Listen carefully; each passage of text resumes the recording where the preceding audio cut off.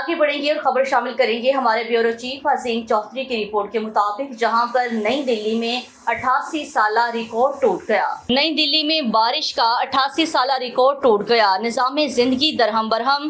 भारतीय दारुल हुकूमत नई दिल्ली में मुसलसल बारिश ने 88 साला रिकॉर्ड तोड़ दिया। बारिश के बायस निज़ामे जिंदगी दरहम बरहम हो गया। सड़कें नदी नालों का मंजर पेश करने लगी, जबकि कई परवाजें मनसूख हो गईं। इंडिया मीडिया के मुताबिक नई दिल्ली में गुज़श्ता 24 घंटों में 228.1 मिलीमीटर बारिश रिकॉर्ड की गई है, जो दारुल हुकूमत में जून के महीने में रिकॉर्ड की गई सबसे ज्यादा बारिश में से एक है। नई दिल्ली में 24 घंटों में अब तक की सबसे ज्यादा बारिश 28 जून 1936 को 235.5 मिलीमीटर रिकॉर्ड की गई थी।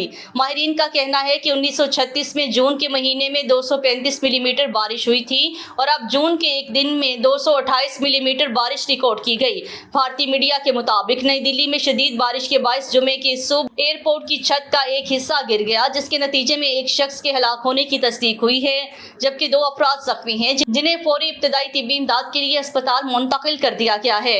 भारतीय सिविल एविएशन के मुताबिक नई दिल्ली एयरपोर्ट के टर्मिनल 1 की छत मौसलाधार बारिश के बायस गिरी, जिसके बाद मुतासरा टर्मिनल से फ्लाइट ऑपरेशन बंद कर दिया गया है और इसकी बहाली के लिए मुतबादिल इंतजाम किए जा रहे हैं। एविएशन हुकाम के मुताबिक हादसे के बाद टर्मिनल 1 पर 16 परवाजों की रवानगी और 12 की आमद थी, जिसे मनसूख कर दिया गया है।